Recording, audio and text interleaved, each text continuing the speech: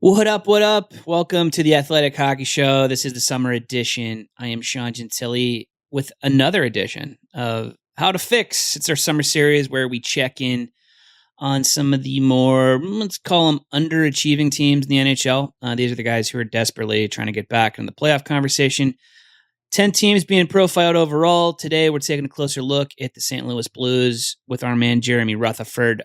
Before we get to JR, quick recap on what St. Louis did last season. 86 points, 5th place in the Central Division.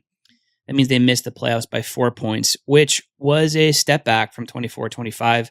Made the postseason, lost to Winnipeg in the first round, of course.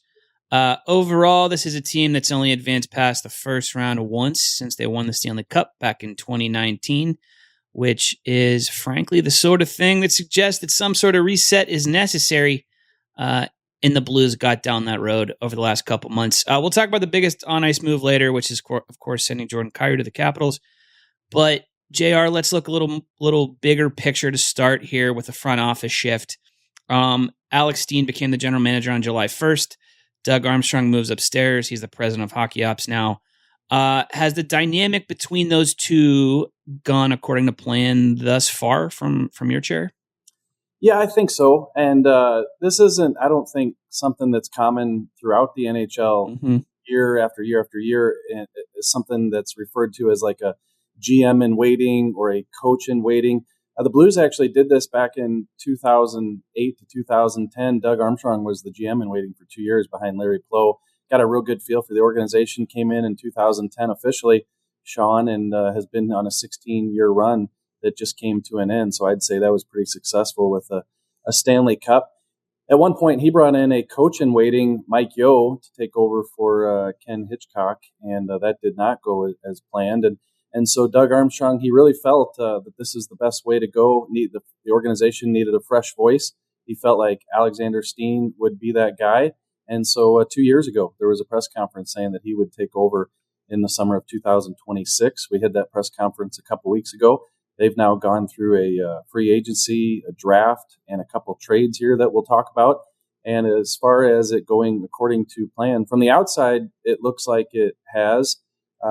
If you ask them about what goes on inside the walls, they said that it's been a real good communication between the two of them, the transfer kind of power. The one thing that I think everybody needs to keep in mind is that Doug Armstrong is still the president of hockey operations. He's held that dual title along with general manager for a long time. He's now going to slide into that president role strictly, and the decisions to be made are Alexander Steen's, although he'll obviously have Doug there to confer with. So they've made some moves. They've done some things, on the outside. Looks like it's gone pretty smoothly, and we'll see as Alexander Steen progresses in this role how it goes. Mm-hmm. Well, let's get into it. We'll start right off the bat with the defense. Not a ton of moves there. They added Brandon Carlo. He said, we don't need to relitigate the trade that landed him in Toronto. Obviously, that's one that the Maple Leafs would like back. But when they flip him to St. Louis, I think there's something to like from the Blues end of things, right? He's a pretty decent all-defense depth option. He's a right shot. He's at the right price, which is a little bit less than $3.5 million for one more year. I know defensive depth was some kind of issue for them last year, especially after the return that they got on Justin Falk was terrific, but you do obviously subtract something pretty significant from the mix there. What do you anticipate Brandon Carlo adding to the mix, and why was he someone that they targeted and obviously gave up 2 third-round picks to acquire? First of all, I love your phrase of relitigate that Carlo tried to This isn't a Maple Leafs podcast, man. Yeah. I've talked about that one enough. Yeah, it was funny. In St. Louis, a lot of people were saying, we only got this guy for 2/3. Look what Toronto had to give up. And I said, yeah, but did you follow the backlash after they gave that package up for Brandon Carlo? I don't know what the equivalent is. You have to send back, Dvorsky or someone like that. I'm not really sure. I'll take Brandon Carlo for 2/3 though.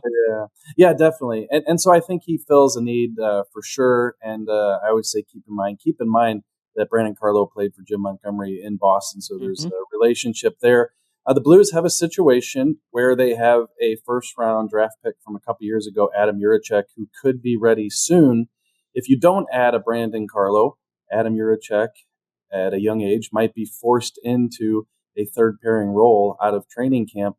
Now you bring in a veteran with experience, and guess what? If Juracek comes in and looks pretty good, he goes down to Springfield and gets some more seasoning. And Brandon Carlo under contract, as you mentioned, for one more year. Maybe he holds the fort down for 1 year, and you put Juracek in a position to succeed. Meanwhile, the Blues have a couple other young players on defense. Logan Mailloux, the player that they got in the trade from Montreal for Zach Bolduc. And also you have Theo Lindstein, a first-round draft pick from a couple of years ago, who finished the season with the Blues last season, looked really good alongside Colton Parayko. So you're talking about 2 to 3 guys potentially who are under that 25, 24 age range. And so that's why Carlo made sense for them. Bring in some veteran stability, a guy that the coach is familiar with, and a guy who can bide the time for those young guys. Let's. You mentioned Mailloux. Let's talk about him because I did want to ask about him specifically. Pretty disastrous start to the season for him. He was brutal and statistically at least, and certainly looked like a guy who maybe was not ready for big minutes on a relevant NHL team. But he looked better down the stretch. He had 10 points in his last 24 games as 5-on-5. Blues won his minutes 21-14. That's after the Olympic break. What's your sense of the shape of his season, and what does St. Louis think that they have in him moving forward? Yeah, a couple things, Sean. First of all, he had only played 8 NHL games in Montreal. So you get in a player who, he's a first-round draft pick of a few years, maybe needs a change of scenery. Of course, he had the off-ice situation. But he came in, and guess what? It was his 9th NHL game of his life. And in hindsight, the Blues admitted that they made a mistake playing him with another young guy. So go back 2 years. You had a Ryan Suter playing with a Tyler Tucker in that third pair. So, Suter alone, 1,500 games. Now you put a Tucker who's got a couple hundred games alongside a Mailloux who's got 8. That's your third pair. That did not put Mailloux in a position to succeed. So he needed to go down to the American Hockey League again. Obviously, some fans are up in arms. Why'd you trade for this guy? But towards the middle of the year, end of the year, after he got back from the American Hockey League, he was bumped up to the top pair with Philip Broberg. And gosh, if you have to be paired with somebody, let it be Philip Broberg. And played 20 minutes a game down the stretch and just didn't make the mistakes that we saw in the first half of the year. So we don't know in St. Louis if Logan Mailloux is going to be back in that top pair with Philip Broberg. Maybe he's in the third pair with Brandon Carlo. Although those are 2 righties, so they wouldn't be together. But point being, where is he going to be in the lineup? We don't know yet. But I think that everybody is a lot more comfortable with what he's capable of, having watched him the last stretch of games. You brought up Broberg. Obviously, that's a major step forward for him last season. He just gets better year over year, it seems like. Do you have a sense, and is there a sense overall that he's on track to become, a legit number one, a franchise defenseman, sort of player? Because the 6-year, I should mention too, his contract's immediately looks great. 6 years, $8 million AAV. Signed that in midway through last season. That looks a whole lot better now than it did 6 months ago, right? But that combined with his really strong 5-on-5 performance, what's the next step for him, and just overall, what's the vibe surrounding him as it relates to his standing, within the organization? Because he seems like he's a franchise type of guy, or at least could be, in pretty short order. Yeah, the best way to answer the question is when the Blues had to offer the dollar amount that they did to get him on the offer sheet. So it was $4.58 million or what have you. Saying, oh, you're overpaying Philip Broberg to get him. 4.858 looks like chump change now. Oh yeah, compared to what Philip Broberg is going to be worth in today's NHL and moving forward.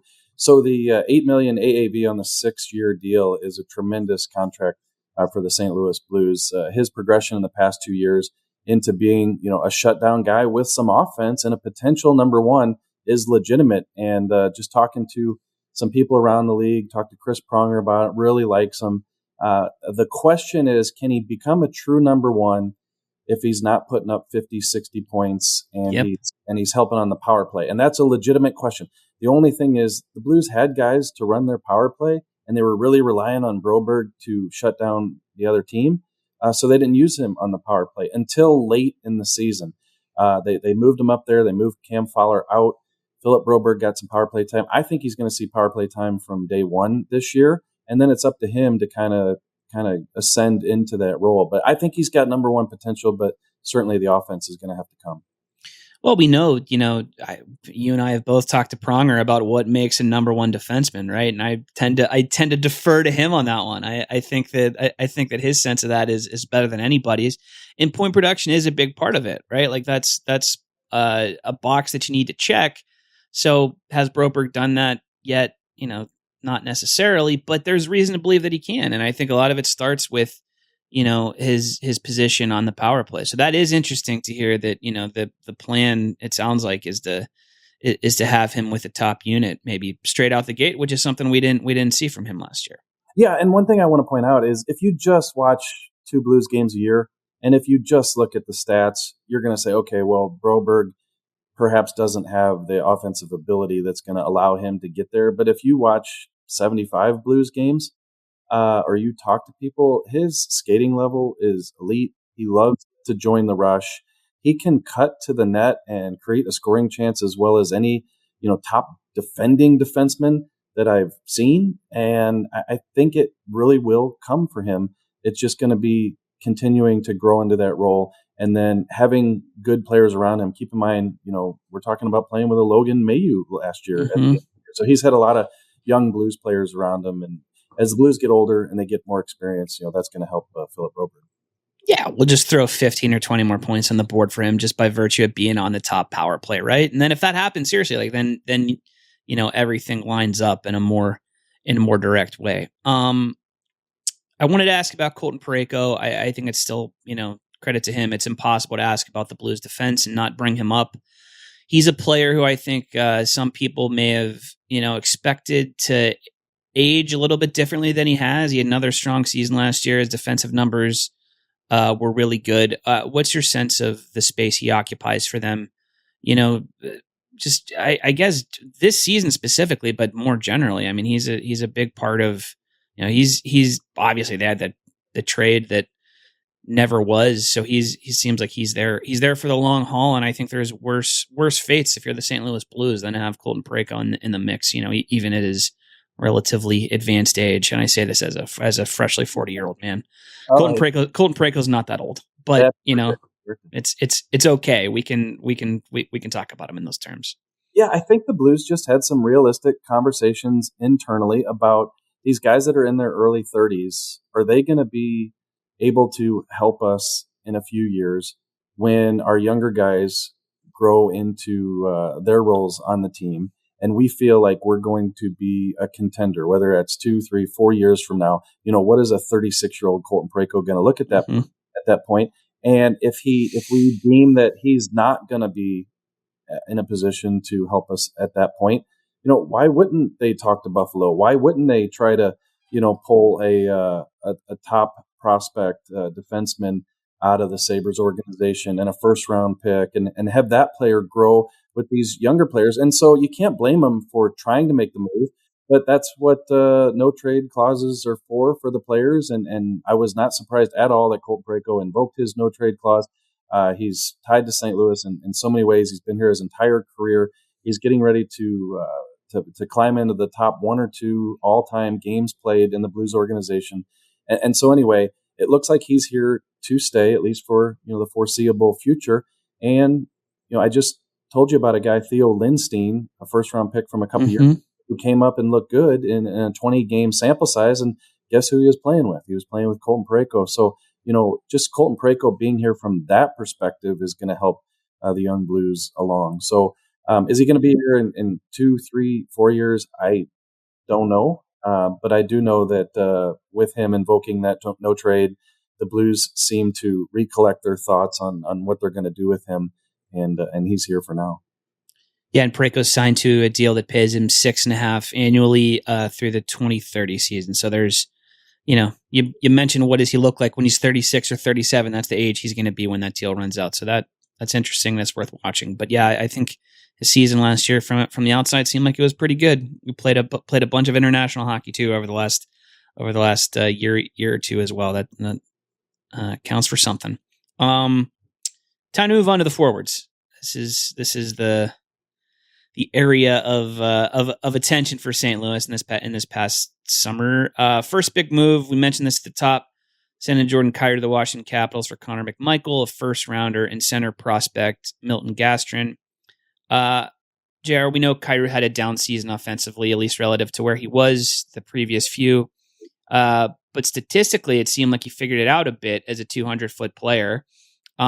Is that accurate? You're a guy who watches this team every day and every night.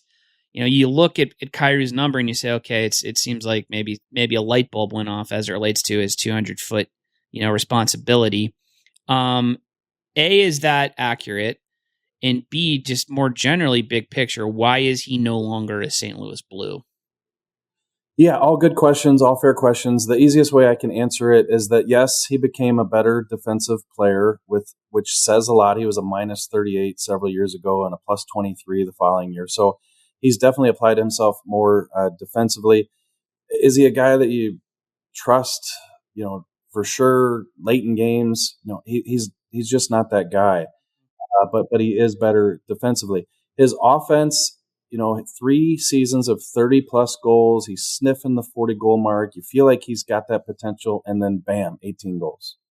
And so if you're going to be a core member of this team and you're a Blues team that wants to be competitive but yet bring these younger players along, you need a Jordan Kyrou to step up and be a go-to player for you. And he was not that guy last year. It doesn't mean that he's not that guy for sure, and he can't be in 2026-27. But at some point, the Blues had to change this core a little bit. When I say core, I'm talking about Jordan Kyrou, Robert Thomas, Pavel Buchnevich, who you're going to get a lot of complaints about his contract as well, Colton Parayko, Jordan Binnington. And so they elected to make the move that made the most sense, Jordan Kyrou. And it's a guy who you would hope have some value around the league, and they found out that he did. And so you got a guy who's a potential 40-goal guy, and you get Connor McMichael and a first back. Does it look like a great trade for the Blues? Maybe not. But I think it's a situation where a change of scenery helps Kyrou. It also helps the Blues. It honestly does. And then they bring in a workhorse like McMichael, a first-round pick, and a prospect. I think you just cut bait. You move on and you realize, hey, if he goes and has success in Washington, good for him. But in terms of being a guy that we could put out and count on in a go-to situation or count on defensively, I just don't know that was going to happen here in St. Louis. You mentioned McMichael. We should talk about him. Breakout season 2 seasons ago with Washington, scores 26 goals, playing mainly on the wing, shifts back to center primarily for Washington last year, sees his production dip a bit, goes down to 14 goals, and just was a generally less effective player at center on the third line than he was as more of a second line winger. Where does he slot in for St. Louis? Because I think that is an interesting thought. It's a guy we've seen play, in a handful of different spots up and down the lineup over the last few years. How do they view him? Yeah, so chronologically, that trade for McMichael was made before the MacTavish trade. So when the Blues spoke of McMichael, they talked about potential at center and that he can play center. And so you kind of looked at a situation where you got Robert Thomas as your top line center, and then you might have a Dvorsky and a McMichael in the middle six. Then the Blues went out and acquired Mason McTavish. Now he's penciled in as your second line center, Dvorsky likely your third line center, which pushes McMichael to the wing, I think. At least we'll find out when we get to training camp. But I think that's where he starts out. And your top line is going to be Dylan Holloway, Robert Thomas, and Jimmy Snuggerud, one of the best lines in hockey on the stretch. Of course, the team was playing, didn't really have anything to lose. So you like to see them, when there's a lot of competition, see that line and what they can do. But the second line I could see with a McMichael on the left and a McTavish in the middle and maybe a Buchnevich on the right side. So I think that's the potential. You always have Jake Neighbors, who they like to have him on the third line, but he can come up in a pinch. And I just think it's a situation where McMichael, likely going into the season, looks like he's a guy who's going to play on your wing. You mentioned Kyrou. Certainly, you mentioned the MacTavish trade. I think those do go hand in hand to some extent. The return on the Kyrou trade, I would imagine, made it easier for them to acquire MacTavish from Anaheim. They send the first round pick back to the Ducks as part of that deal ahead of the draft. The arc of the early part of McTavish's career. We've discussed it pretty heavily here and elsewhere, so we don't need to belabor the point, but we will reset it a little bit.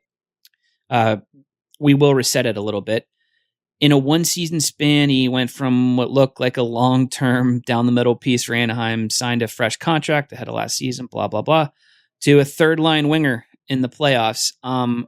We've talked about his skating issues. We've talked about his defensive issues.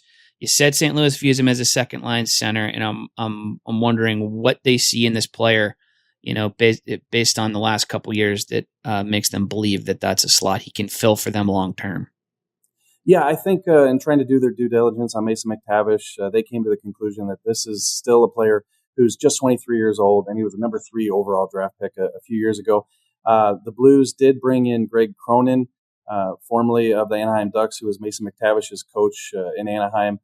Cronin then went to the Iowa Wild. The Blues have brought him in as an assistant on Jim Montgomery's staff. They talked to Cronin, and here's a guy with a reputation of being, hard on those young players in Anaheim, and the feedback that they got from Greg Cronin was that he likes the potential upside still of a McTavish. And I went ahead and made a phone call to Craig Johnson, former Anaheim Ducks assistant coach, and talked to him. And he said, "Look, this is a player who always wanted to learn. He's on the ice last, always working on his shot." He said, "Are there some deficiencies? Yes, the foot speed is a real thing." He said, "But it's about change of speed that you need to work on. In the NHL, it's more of that." He said, "I've seen guys who maybe they're not fast, but they have a good change of pace, change of speed that can make them effective, and they can get to spots and be successful." So that's what he wants to see from him. And then Mason McTavish himself, after being a healthy scratch in Anaheim under Quenneville, he said that, "Look, I need to work on my defensive responsibility too and be better in that area." And in listening to Craig Johnson, he said, "Look, he's got the big body. He's got the stick. He's got the tools to be good defensively. So it's not like he's lacking in those areas. It's just a situation where, he needs to work on some things and apply himself." So the Blues, as they continue to try to add players 23, 24, 25, this was a player who's available. There's not a lot of guys out there that are available that you can actually acquire. And the Blues have tried to do that with Holloway and Broberg via the offer sheet, and now do it with a player who perhaps Anaheim felt like needed a change of scenery, and they do that with Mason McTavish. It's not a slam dunk that he's going to be successful here in St. Louis, but they feel like the things that they learned about Mason McTavish were worth taking a chance on. In the return also has to be considered there too. Like, we're not talking about them trading the 6th overall pick or this is a mid first round pick, to roll the dice on a player who not long ago was regarded pretty highly. And JR, I think you said it. These guys are not easy to get. We've got plenty of examples league wide. If you're talking about a center who's a player who's 2C capable, which it certainly seems like McTavish is. Mm-hmm. Those guys are in short supply, and when they are available, the price tag tends to be kind of wild on them. So when the primary return is a mid first round pick, I think that's a deal. If you're St. Louis, you make 100 times out of 100, right? Yeah, 15 and 29. And if you look at the Blues situation, they had 3 first round picks in 2023, and they got Dvorsky, Stenberg, and Theo Lindstein. When I say that, I'm not saying it's a bad thing to have 4 first-round draft picks in 2026. But when you look at the Blues cupboard from the past few years, they've had among, if not the most first-round picks, if not the most draft picks in the league. It's right up there. And so at some point you have to turn those into real players who can help you, and the Blues are able to do that. And I like what the Blues did, Sean, with they had 4 first-round picks, and they used 2 of them on McTavish. So they bring in a player who slides in as potential 2C next year. And then they drafted at number 11, Tynan Lawrence, an 18-year-old center who could be a center of the future. Who was at the top of the draft discussion not that long ago, too. I know his draft season, didn't necessarily go according to plan, but he was a guy who, 6 months ago or 9 months ago did not seem like he was going to go 11th overall, right? He's a very well-regarded young man. Yeah, and another center at 16, because they had the 16th pick overall, too, Dejanay. So they come away with 2 centers at the draft, and they come away with Mason McTavish, who they're going to plug into center. So I think they tried to, as they continue to try to be competitive and try to, stock for the future, I thought it was a good first round overall with what they did with those picks. You only need so many 18 or 19-year-old players, right? Like you want to go out and find the Mason McTavishes of the world who were 23 or 24 and hopefully about to take off. So yeah, that deal made a whole bunch of sense. We've talked about Robert Thomas in bits and pieces over the last few minutes. We'll go specific on him now, and we'll phrase it kind of the way we talked about Kyrou. Robert Thomas is still a St. Louis Blue. Why is that? Is it as simple as the fact that he was, a point per game player for the final 64 games this season and that his 5-on-5 numbers were good? Like, does he start the season in St. Louis? It certainly seems like he will. And why is he, still in this place after having the trade rumors, surround him in a similar way that they did to Kyrou at various points over the last year? Yeah, if you heard that beep a few minutes ago, that was Robert Thomas texting. So I think I think he's sticking around because we're planning to meet up for a story. That's great. Coming back. So, but no, he's going to be here. I think what happened was as the Blues tried to look at the tradable assets they had and what would teams around the league covet, what would teams around the league give up a lot for, Robert Thomas fit into that category. The thing I think that Blues fans disagreed with was the Blues said, hey, look, some of these guys are 26, 27. They might not be, they might be 30, 32 by the time we're ready to compete. And I think fans looked at Robert Thomas, 26, and said, yeah, but not a guy like him. Mm-hmm. like not a guy like him. And so anyway, I think it went pretty far down the road with a potential trade. As Thomas confirmed, it never got to the point where they asked him to waive his no trade clause. So at that time, I was told it went far enough down the road that they felt like they would revisit it in the off season. Mm-hmm. Time wise, this off season is also the year where there was a new general manager coming in. And so at the exit interviews, Robert Thomas, when asked that question about his status with the Blues, he said that I'll have talks with Alex Steen this summer, and see if we can get on the same page. They had those talks. They did get on the same page. And it's a situation where Robert Thomas now feels comfortable with the direction that the Blues are going, and he feels comfortable with what Alex Steen told him. So he's a guy who I think if you want the most out of Dylan Holloway and the most out of Jimmy Snuggerud, you have to have Robert Thomas here. That was leading into my next question, or the next part of the Robert Thomas question, I suppose. I mean, he's 2 years older than Dylan Holloway. Like if you're trading Robert Thomas, what does that say about the long-term plan, and what does that say about how you're going to approach other players on your roster? Because he's been around for a long time, right? But this is not this is still a guy who turned 27 about 15 minutes ago. So. Yeah. If you move him, then what do you do elsewhere? Which led to questions: is it really his age? Is it really the fact that he's 26, 27, and you think that by the time you're competitive, he's not going to be able to help? Because there were a lot of talks about, maybe the Blues don't think enough of his leadership to make him captain, and how can you have Robert Thomas here and name somebody else the captain? So is that why you move him? Is that why you get a big haul for him now? And I think it's a situation where they decided eventually that, yes, his talent is going to be enough to help this team stay competitive, help the players around him, and put the Blues in a situation where, guess what? If he's 32 and still on this roster, this team is probably in a lot better shape than it would have been had you moved him. You said before Dylan Holloway is 24 years old.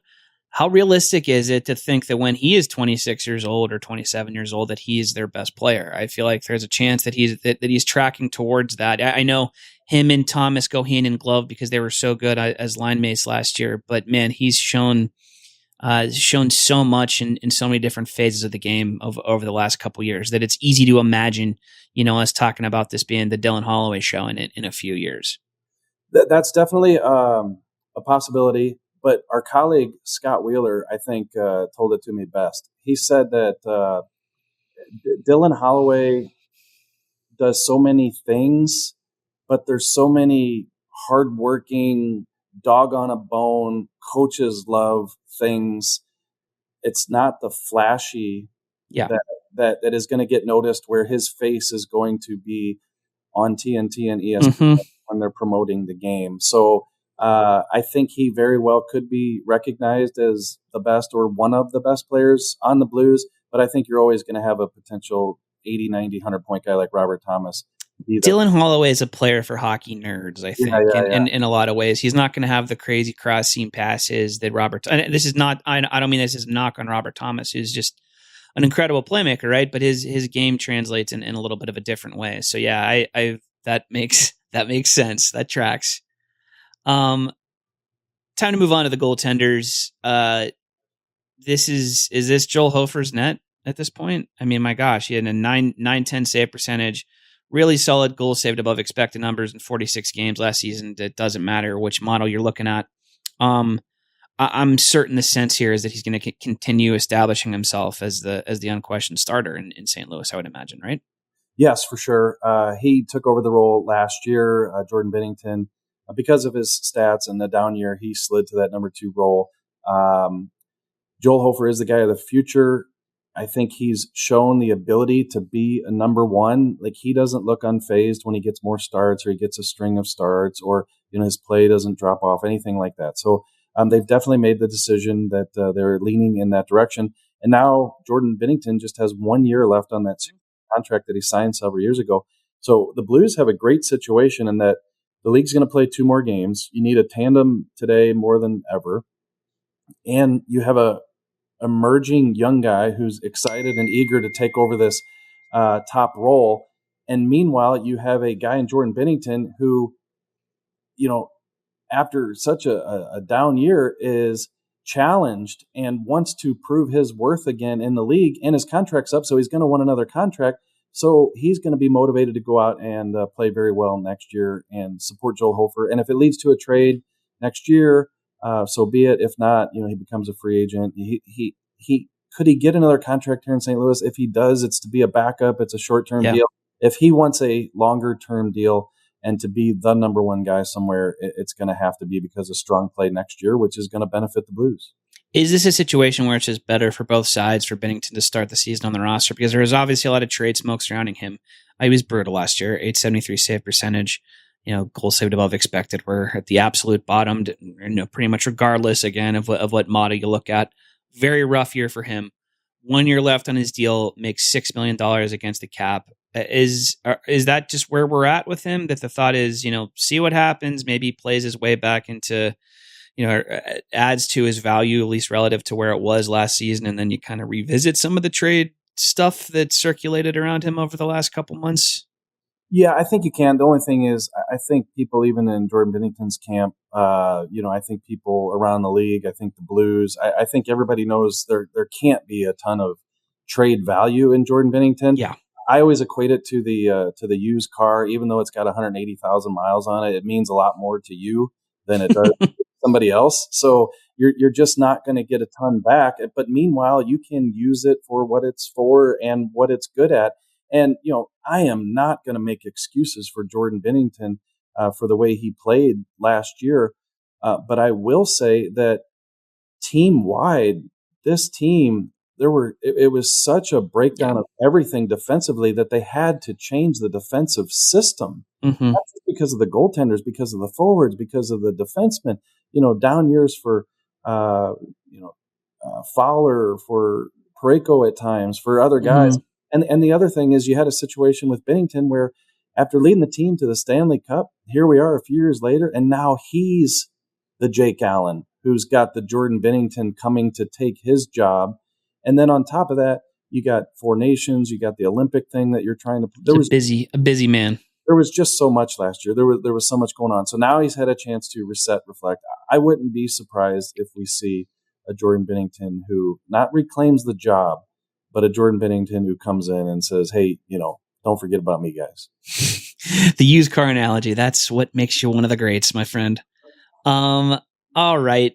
We are at the end here. We're going to talk playoff chances. JR, in your purview from your chair, how do the Blues stack up in the Central Division and the Western Conference for this season? Like, is staying in wildcard contention enough? Like we did, for all their problems, this is a team that still finished, they only finished 4 points out of a playoff spot last year. So is that enough? Is it enough if they're still a solid chunk behind, the elite teams in the Central and maybe a bit behind the Utah Mammoth?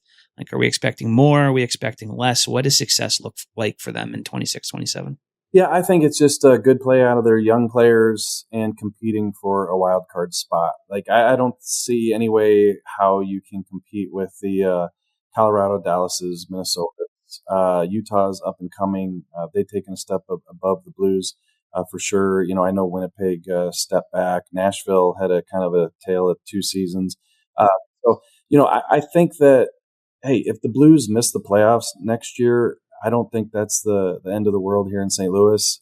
But I think that continued development out of the Snuggeroos and out of these younger players is what everybody's going to be watching. And I think if that happens, Sean, everybody is going to say, okay, we're like what we thought. We thought we were a couple years away. We need some games under the belt of these young players, and they're going to get there. But I don't see a way you compete in the top three in the Sun.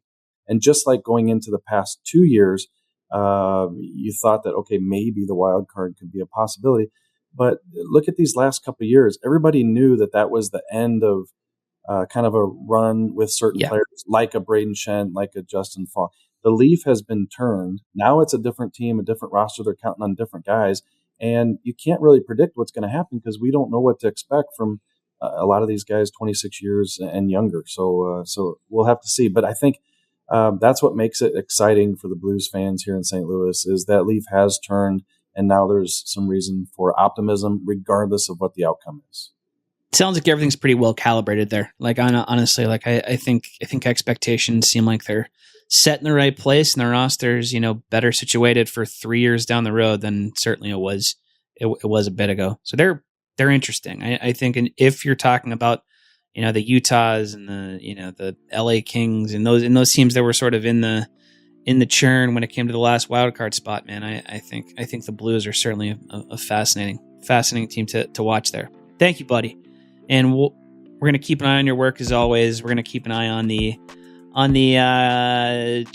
Robert Thomas hangout piece. I can't wait to see what comes out of that one. I will remember the ding of that message for all my days. Yeah, and just keep reading The Athletic. And by the way, if they didn't send out this snazzy new hat, I was wearing my dusty Carhartt hat too for a while. I missed the sign up date on the hat sign up. They won't go too far in how this stuff works, but I was busy and missed it, and everyone got one except for me. I'm furious. Thank you, buddy. Enjoy the rest of your summer. You too. So thank you, JR. Thank you, producer Jeff. Thanks to you fine folks for watching and listening to this episode of the Athletic Hockey Show. Laz and Scott Powers are going to try to fix the Chicago Blackhawks. That's on Monday. And we will see you the next time on TAHS. Thanks for watching. Make sure to like and subscribe and ring the bell to stay informed and catch new episodes every Monday, Wednesday, Thursday, and Friday. And in the meantime, you can join our Discord community. We'll see you there.